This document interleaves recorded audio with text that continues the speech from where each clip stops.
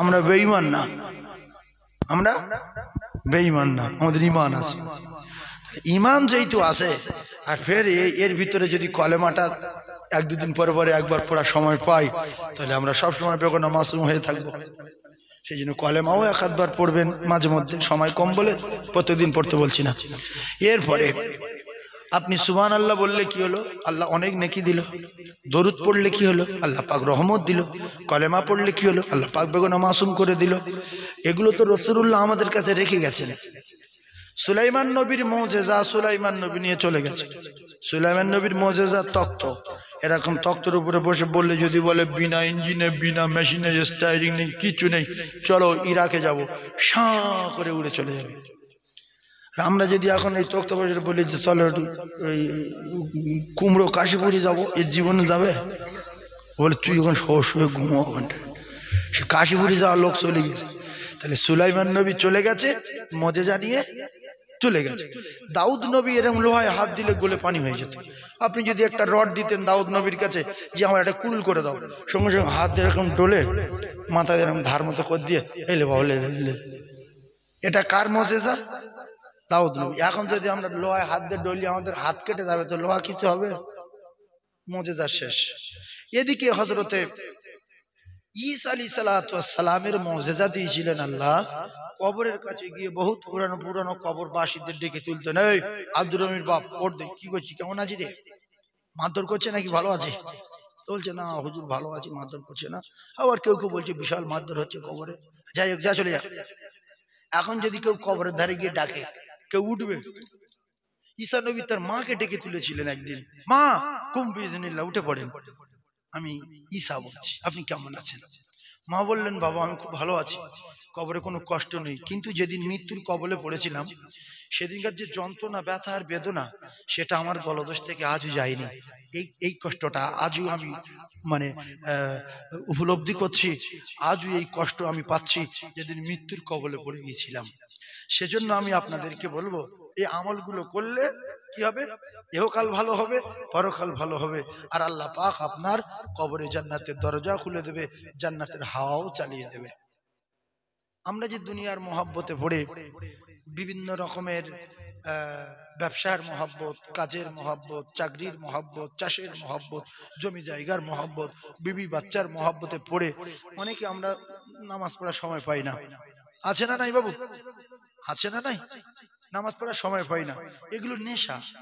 এই চাষের একটা নেশা, ব্যবসার একটা নেশা, চাকরির একটা নেশা, বিবির প্রেম একটা নেশা, বাচ্চার প্রেম একটা নেশা, এগুলো সব নেশা। আবার কেউ মদ খায়, সেও একটা নেশা, গাঁজা খায়, সেও একটা নেশা, চুরি করে তার একটা নেশা। আছে না নাই? এগুলো সব নেশা।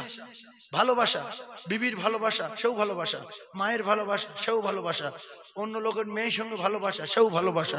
এর ভিতরে ভাগ আছে না নাই? মাকে বলছি মা তোমাকে খুব ভালোবাসি, আবার আমার প্রেমিকাকে বলছি তোর খুব ভালোবাসি, সব ভালোবাসি, কিন্তু এর ভিতরে ফেরা আছে নেশা। মদের নেশা, চুরির নেশা, বাচ্চার প্রেম করার নেশা, বিবির সঙ্গে প্রেমের নেশা, চাকরির নেশা, ব্যবসার নেশা, এ সব নেশা।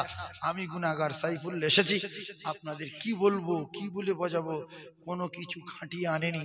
আল্লাহ পাক যতটুকু বলাবেন আমি ততটুকু বলবো। তবে নতুন এসেছি তো আপনাদের গ্রামে, সর্বপ্রথম আপনাদের গ্রাম মানুষ কেমন কেমন আসছে, কত মুসলমান, কি ব্যাপার, আমি এগুলো কিছু জানি না। তবে কোরআন হাদিসের অনুকূলে আলোচনা করব। আপনারা জ্ঞানী মানুষ, শিক্ষিত মানুষ, বুদ্ধিজীবী, সায়েন্সের যুগের মানুষ, কম্পিউটার যুগের মানুষ, মোবাইলের যুগের মানুষ, এক কথায় বিরাট ব্যাপার। বিরাট ব্যাপারটা হলো এটাই, আমরা যে উম্মতি মুহাম্মাদি, এটাই বিরাট ব্যাপার। জোরে বলুন সুবহানাল্লাহ। আমরা উম্মতি মুহাম্মাদি, এটা বিরাট ব্যাপার না? পয়গম্বররা দোয়া করেছিলেন যে আল্লাহ নবী করেছেন, ঠিক আছে, এতে আমি দুঃখিত না, কিন্তু যদি আখেরি নবীর উম্মত করতেন আরো খুশি হতাম। কারণ আমরা একবার দরুদ পড়লে 10টা রহমত পাই, একবার সুবহানাল্লাহ বললে আসমান জমিন ভরা নেকি পাই, একবার কলেমা পড়লে বিগত জিন্দেগি গুনাহ মাফ হয়ে যায়। হ্যাঁ, এরকম সূরা ইখলাস যদি আমরা একবার পড়ি তাহলে কি হবে? 10 পারা কোরআন পড়া সওয়াব পাবো, দুবার পড়লে 20 পারা কোরআন পড়া সওয়াব পাবো, 3 বার পড়লে 1 খতম পড়া সওয়াব পাবো। তাহলে আমাদের বিরাট দাম আছে না নাই? এই ফ্যাসিলিটি উম্মতি মুহাম্মাদি হিসাবে। জোরে বলুন সুবহানাল্লাহ। তাহলে আমাদের নবীর মুজিজা, আমাদের নবী আমাদের কাছে রেখে গেছেন কোরআন শরীফ। মুসা নবীর মুজিজা ছিল লাঠি, লাঠি ছাড়লে সাপ হয়ে যেত।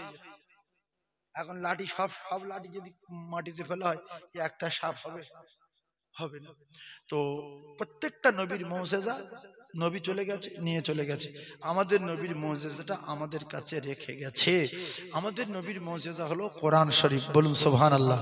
আর একবার জোরে বলেন না সুবহানাল্লাহ। ভাই আপনারা জ্ঞানী মানুষ, একটু কথাগুলো বোঝার চেষ্টা করুন। আগে রেডিও যে খবর হতো, এখন তো ছেলেরা বুঝবে না, রেডিও শেষ। কাঠের বাক্স থেকে এফএম রেডিও উঠলো, ওতে 5-7 মিনিট যে খবর বলতো, বলতে বলতে শেষের বেলা বলতো যে বিশেষ বিশেষ খবর আর একবার বলতো না, কিন্তু বলতো যে অমুক জায়গায় অমুক হবে, অমুক জায়গায় ওভারব্রিজ উদ্বোধন হবে, অমুক জায়গায় এই হবে। আজকের মতো খবর এখানে শেষ হলো। আর 2000 কিলোমিটার গতিতে ঝড় হবে, পোলতাগ্রাম উড়ে যাবে। আজকের খবর শেষ। কখন তো শুরু হবে? কাল 8টায় থেকে। এই রাতের বেলা কেউ বলছে মুরগিটা খেয়ে নি, কেউ বলছে খাসিটা জবাইকার কষিয়ে খেয়ে নি, হয় 2000 কিলোমিটার ঝড় মানে কি কিচ্ছু থাকবে না। এতেই যদি এত বিশ্বাস করি, আর আল্লাহ পাকের কোরআন জালিকাল কিতাবুল লা রাইবা ফি, আল্লাহ বলছে আমার কিতাবে যতগুলো কথা বলা আছে সব সত্য কথা, একটা মিথ্যা কথা বলা নাই। ওই কিতাবে আল্লাহ বিশেষ বিশেষ খবরগুলো বারবার করে বলেছেন। যেমন নামাজ বিশেষ বিশেষ খবর। নামাজ কি খবর? কোরআনে বিশেষ বিশেষ খবর। আল্লাহ তো সত্য কিতাবে একবার বলে দিতে পারতেন ওয়া আকিমুস সালাত। এই কোরআনে নামাজ বিশেষ বিশেষ খবর বলে আমার আল্লাহ পাক কোরআনে বলেছেন 82 বার। জোরে বলুন। তাহলে নামাজ বিশেষ বিশেষ খবর না? এইবার শোনেন, কলেমা পড়লে কাফের কাফের থাকবে। কেউ যদি কলেমা পড়ে, কাফের কলেমা পড়েছে, ও কাফের কাফের থাকবে। কেউ যদি প্রত্যেকদিন নবীর চোখে দেখে, এ বেঈমান বেঈমান থাকবে। কেউ যদি প্রত্যেক দিন দুপারা করে কোরআন শরীফ পড়ে, কাফের কাফের থাকবে।